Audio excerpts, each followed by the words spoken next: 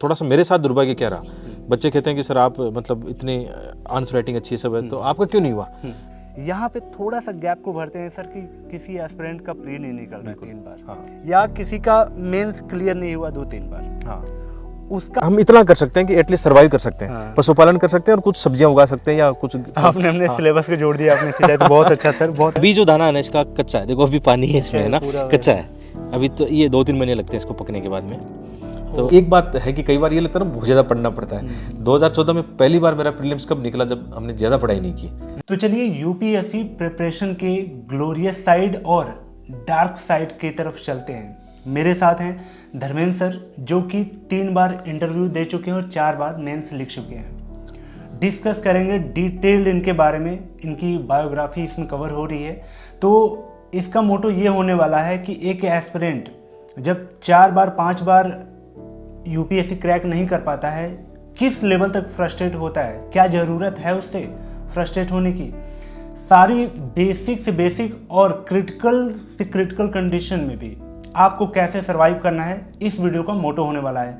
तो hi everyone, एक और नए वीडियो में आपका ज़ोरदार स्वागत है स्टूडेंसी के वीडियो में। तो चलिए मिलते हैं धर्मेंद्र सर से। सर बहुत बहुत स्वागत है आपका चैनल पे। तो पहले आपको बहुत बहुत धन्यवाद कि आपने अपने प्लेटफॉर्म पे मुझे मौका दिया है। और ये बात भी सही है कि जो यूपीएससी एस्पिरेंट है, विशेषकर ऐसे एस्पिरेंट जिनके 4-5 अटेम्प्ट हो चुके हैं, जिनको सफलता नहीं मिली है, आपकी इस वीडियो से उसको बहुत कुछ यहाँ से सीखने को मिलेगा जी। तो सर धर्मेंद्र सर का ये सफ़र कहाँ से स्टार्ट होता है? क्या ये एक घटना थी या एक प्रोसीजर था आपका यूपीएससी में आना?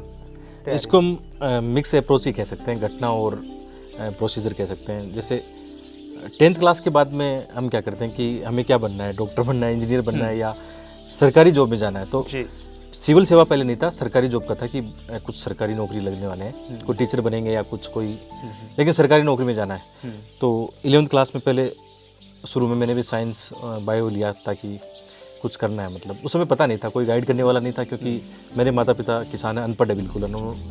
मैं जानता था कि परिवार में से मुझे कोई गाइडेंस नहीं मिल सकती थी, तो ऐसे रेंडमली हमने ले लिया सब्जेक्ट। जब 11वीं क्लास में 3 महीने बीते तो मुझे ऐसा एहसास होने लगा कि साइंस अपने काम की नहीं है, नहीं समझ में आ रही है, फिजिक्स वगैरह केमिस्ट्री नहीं समझ में आ रही है। तो ये मेरा एक टर्निंग पॉइंट था, या मैं कह सकता हूँ कि ये मेरा सही डिसीजन था।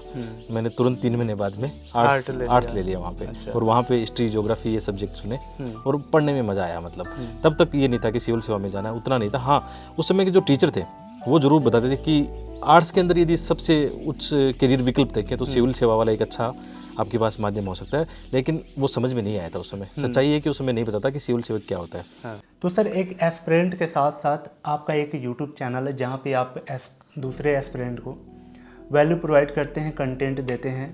तो टाइम मैनेज कैसे फिर करते हैं आप? फिर आपका डेली रूटीन होता कैसे? पढ़ाई कब करते हैं, कंटेंट कब बनाते हैं, और क्या रूटीन है आपका डेली? बिल्कुल, जैसे आपने बात की कि टाइम मैनेजमेंट कैसे करते हैं, तो एक बात तो ये है कि जैसे मैं एजुकेटर भी हूँ और एक एस्पिरेंट भी हूँ, तो मुझे एस्पिरेंट के तौर पर फ़ायदा ये मिलता है कि जो मैं अपने लिए कंटेंट तैयार करता हूँ वही यूट्यूब पे मैं डिलीवर करता हूँ, तो और एस्पिरेंट को भी उसका फ़ायदा मिलता है। तो ये टाइम मैनेजमेंट तो आसानी से हो जाता है। रूटीन की हम बात करते हैं तो जैसे अर्ली मॉर्निंग में 5-5:30 बजे उठकर सबसे पहले थोड़ा बाहर घूमना और प्रकृति को निहारना बहुत अच्छा लगता है। और यहाँ खेतों की लाइफ बहुत सुंदर है, बहुत प्यारी है। तभी तो कई बार ये बच्चे कहते हैं ना कि एस्पिरेंट लाइफ बहुत लंबी हो गई उनको, है ना, तो फ्रस्ट्रेट में आते हैं। तो यहाँ वैसी चीज़ नहीं है। उसके बाद में जैसे कुछ समय बाद में 15-20 मिनट के लिए योगा कर लिया। योगा बहुत ज़रूरी है, वो हमेशा आपको फ्रेश रखता है, आपको बिल्कुल आपकी मेडिटेशन आपको हमेशा केंद्रित रखता है चीज़ों को लेकर। और फिर जैसे मैं बाहर आकर, विशेषकर मेरा एक डॉग है शेरू, उसके साथ मैं खेलता रहता हूँ और उस समय मैं साइकिल भी चलाता रहता हूँ। और फिर जैसे स्कीपिंग करना हो गया, आउटडोर एक्टिविटीज़ में काफ़ी आता है, खेत में घूमना हो गया। एक बात है कि कई बार ये लगता है ना बहुत ज़्यादा पढ़ना पड़ता है। 2014 में पहली बार मेरा प्रीलिम्स कब निकला, जब हमने ज़्यादा पढ़ाई नहीं की। पढ़ाई तो रेगुलर कर रहे थे, लेकिन उस बार 3 महीने हम केवल प्रोटेस्ट ही कर रहे थे। तो पहली बार प्रीलिम्स कब निकला, कम पढ़ाई से निकला। अच्छा, कम और कट ऑफ से भी 20-30 नंबर ऊपर जाके निकला। तो सर थोड़ा आप अपनी उस जर्नी के बारे में बताएं जब आप यूनिवर्सिटी में गए। हाँ, तो जो फैमिली बैकग्राउंड रहा, आपने बोला कि मम्मी पापा का एजुकेशन कम रहा है, फाइनेंशियली दिक्कत फिर आपको नहीं आई? हाँ, ये बात तो सही है कि जैसे पहली बार उस समय मतलब घर से बाहर निकले, क्योंकि मेरी एजुकेशन पहले, प्राथमिक शिक्षा जरूर मेरी पहले दूर हुई थी। मम्मी पापा का एक विजन बहुत अच्छा रहा हमेशा, मतलब अनपढ़ थे लेकिन उनको ये लगा कि बच्चे को पढ़ा के मतलब कुछ करना है, तो उन्होंने मुझे जो प्राथमिक एजुकेशन है वो एक हमारे राजस्थान में झुंझुनू जिले में उस समय एक टॉप स्कूल हुआ करती थी, उसमें मुझे पढ़ाया, वहाँ पे पैसे उधार लेके कैसे भी पढ़ाया। उस समय उनकी फीस भी बोर्डिंग स्कूल की बहुत ज़्यादा हुआ करती थी। तो मेरा एक कह सकता हूँ कि प्राथमिक स्कूल में शुरू में 3-4-5 साल बाहर पढ़ना, ये मेरा मतलब एक डिसाइडिंग फैक्टर था कि मैं डिसीजन अच्छे ले सकता हूँ, कि जो भी मैं करूँगा, जो भी मैं अपने डिसीजन लूँगा वो अच्छा करूँगा। वो शायद मैं मानता हूँ कि प्राथमिक शिक्षा ने बड़ा रोल निभाया है। जैसे एक बच्चों के साथ क्या होता है, यूपीसी एस्पिरेंट के साथ सबसे बड़ी दिक्कत क्या होती है, वो अपने परिवार से, समाज से कट जाता है। उसको ये लगता है कि केवल उसको यूपीसी में ही जीना है। उसके चक्कर में फिर आप जानते हो एग्जाम से भी दूर चला जाता है, फैमिली रिलेशन भी नहीं बन पाता है। फिर मेरे साथ ये नहीं हुआ, लेकिन थोड़ा सा मेरे साथ दुर्भाग्य क्या रहा, बच्चे कहते हैं कि सर आप मतलब इतने आंसर राइटिंग अच्छी है सब है, तो आपका क्यों नहीं हुआ? तो मेरी मार्कशीट आपको बता रही है कि मेरा मेंस में स्कोर अच्छा रहा है, लेकिन इंटरव्यू में आजकल क्या हो गया कि वहाँ पे यार इंटरव्यू में स्कोर अच्छा चाहिए आपको। मतलब मेरे साथ बहुत ब्लंडर हुआ कि बहुत बेकार मार्क्स मिले, मतलब इतने बेकार कि मैं कभी बच्चों के साथ साझा भी नहीं करता हूँ। बहुत मतलब पुअर मार्क्स उनको कह सकते हैं तीनों इंटरव्यू में, यार वो कमी मेरी थी। जितना आज मैं खुलकर आप लोगों से बात कर पा रहा हूँ, इंटरव्यू में इतना मैं अच्छे से अपने आप को एक्सप्लेन नहीं कर पाया। यूपीसी कोई भेदभाव नहीं करती है, मैं मानता हूँ इस बात को, लेकिन इन असफलताओं ने मुझे बहुत कुछ सिखाया है, मैं मानता हूँ इस बात को।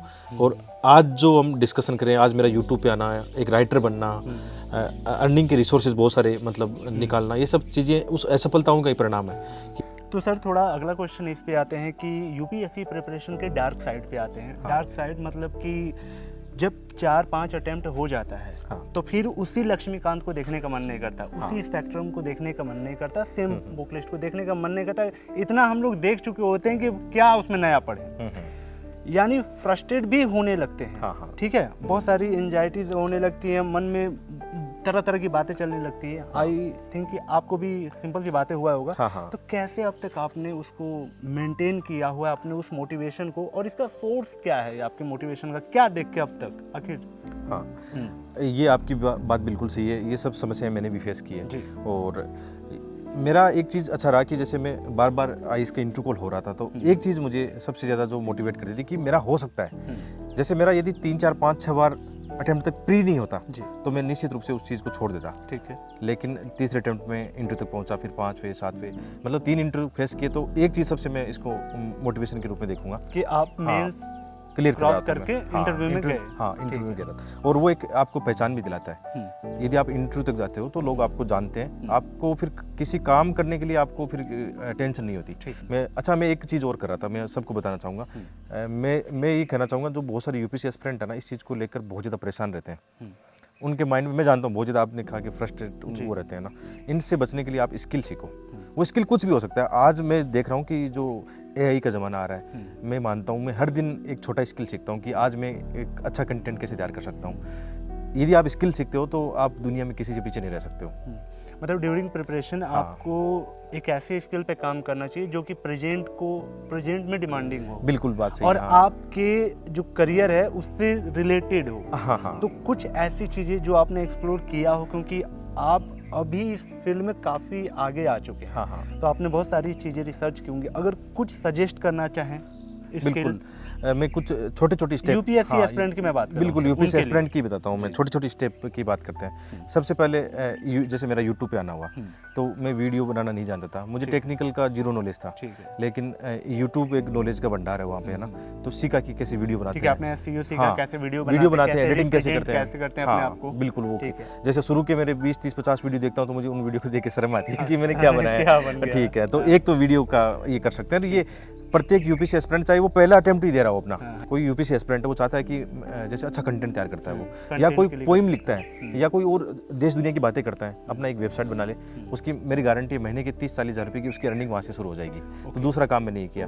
तीसरा, मैंने एक जैसे टेलीग्राम को अपना ग्रो किया, और वहाँ पे जो मेरे अपने कंटेंट था जिनको बच्चे बहुत लाइक करते हैं, मैंने 20-30 रुपये में उनको बच्चों को सेल करना शुरू किया। तो बच्चों को फायदा क्या, उनको एक अच्छा कंटेंट मिला, मेरी वहाँ पे अर्निंग की जो समस्या थी वो सॉल्व हो गई। तो धीरे धीरे ऐसे करते करते इंस्टाग्राम से लेकर यूट्यूब, जितने भी सोशल मीडिया को आप सीख सकते हो। एक गैप को सर यहाँ पे इस क्वेश्चन में भरते हैं। आपने बोला कि आपका प्राइमरी जो मोटिवेशन है, आप इंटरव्यू तक गए। बिल्कुल, वो आपको हर बार इंस्पायर किया कि मुझे एक बार और, एक बार इस बार क्रैक। यही मेन था आपका मोटिवेशन। बिल्कुल था। यहाँ पे थोड़ा सा गैप को भरते हैं सर कि किसी एस्पिरेंट का प्री नहीं निकल रहा 3 बार, हाँ। या किसी का मेंस क्लियर नहीं हुआ 2-3 बार, हाँ। उसका मोटिवेशन आपका आधा का आधा है कि अरे यार प्री नहीं निकल रहा मेरा 3 बार, ठीक है। तो फिर उसकी स्टेप क्या होनी चाहिए? क्या वास्तव में एक टाइम के बाद एक एस्पिरेंट को खुद में एनालाइज करना चाहिए कि हाँ मैं एबल हूँ कि नहीं यूपीएससी के लिए? क्या वो वहाँ छोड़ सकता है, या फिर इस लेवल की तैयारी हो कि वो किस लेवल की तैयारी हो कि वो अपने आप को पीसीएस की तरफ मूव कर पाए?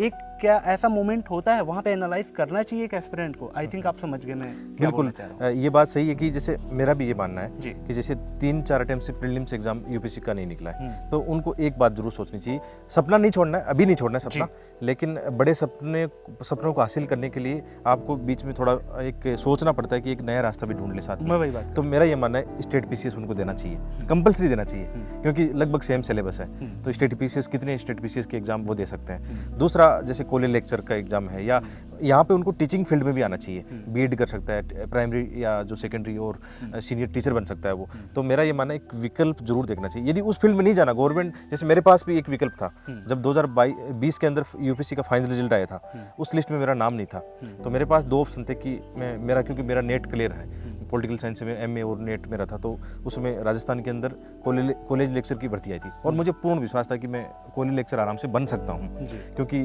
थोड़ी सी मेहनत करते, 5-6 महीने साल भर मेहनत करते तो एग्जाम वो क्रैक किया जा सकता है। तो उस समय मैंने डिसीजन लिया कि या तो मैं उधर जाऊँ, ये एक दूसरा ऑप्शन था स्टेट पीसीएस को और जाऊँ, क्योंकि मेरा वहाँ पे भी 3-4 बार से प्रीलिम्स निकला, मेंस लिखा हुआ वहाँ पे, कुछ मार्क्स से इंटरव्यू कॉल नहीं हो पाया था, तो मेरे पास एक ऑप्शन था। लेकिन उसी दौरान यूट्यूब पे आना हो गया, और यदि यूट्यूब पे मुझे साल भर के दौरान सफलता नहीं मिलती, तो मैं आज दावे के साथ कह सकता हूँ मैं कोई नहीं कोई और गवर्नमेंट जॉब निश्चित रूप से पकड़ लेता आज मैं।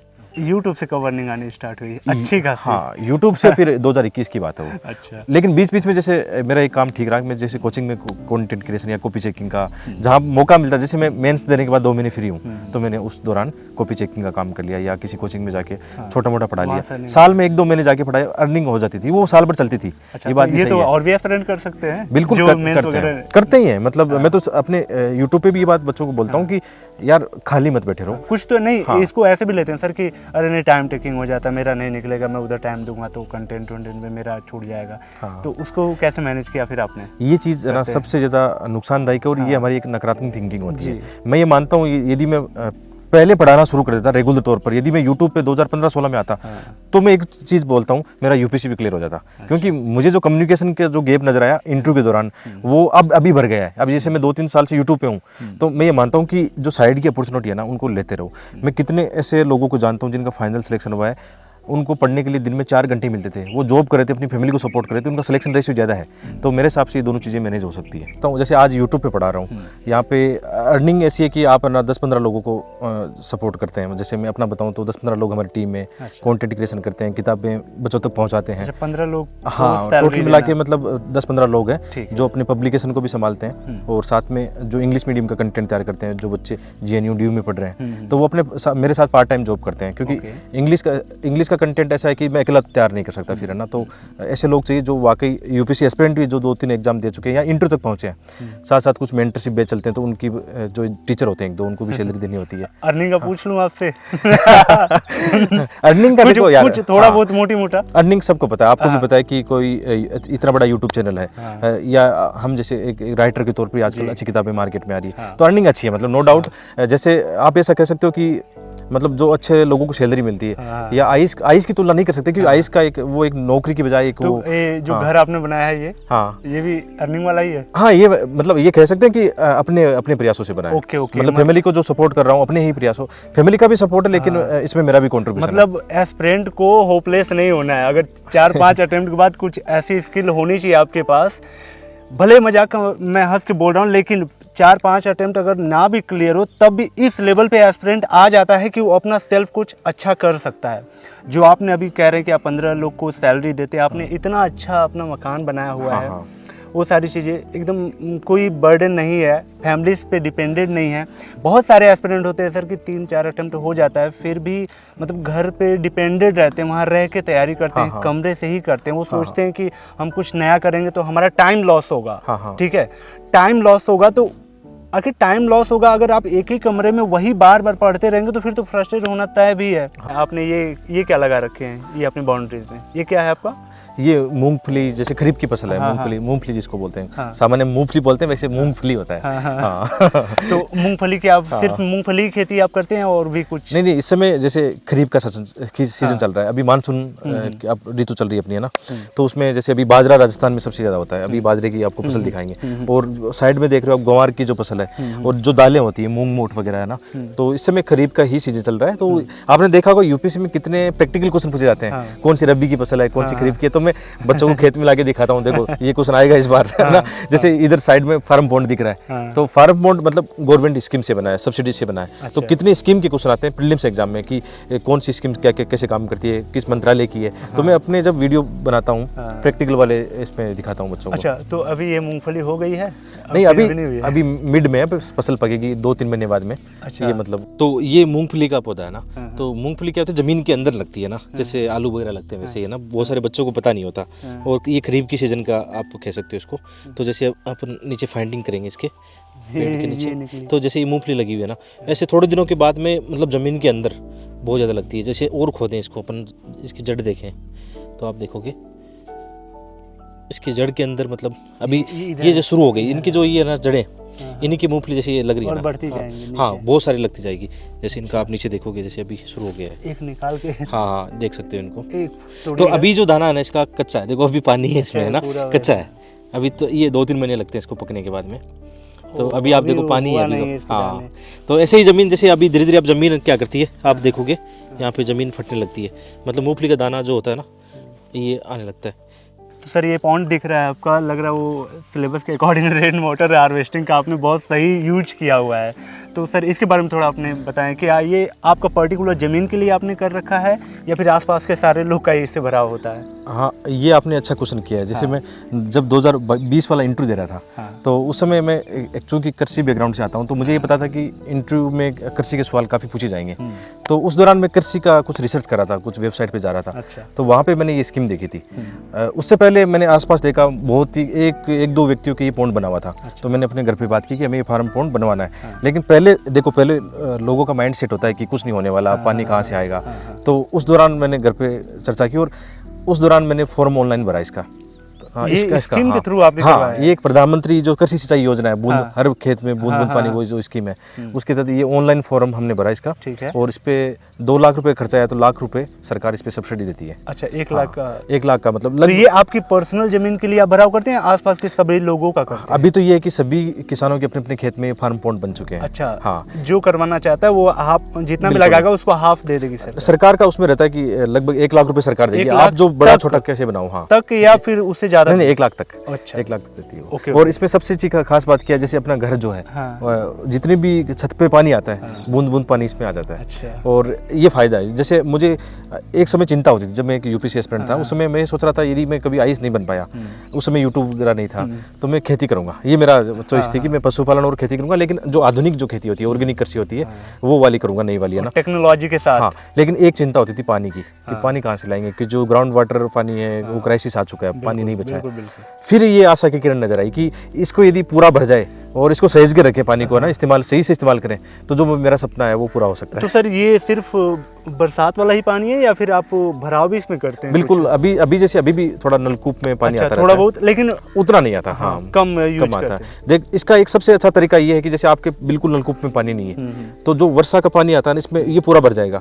उसके बाद में हम इतना कर सकते हैं कि एटलीस्ट सर्वाइव कर सकते हैं, पशुपालन कर सकते हैं और कुछ सब्जियां उगा सकते हैं या कुछ। आपने अपने सिलेबस को जोड़ दिया आपने सीधा, तो बहुत अच्छा सर, बहुत अच्छा आपने किया है। उसमें जब इतने अटेम्प्ट बच्चे दे देते हैं तो जो आसपास के ताने आने लगते हैं, तो क्या मैं आपसे एक प्रैक्टिकल क्वेश्चन पूछना चाहता हूँ, ये तानों का क्या एक लेवल तक ये ताने वास्तव में सही होते हैं?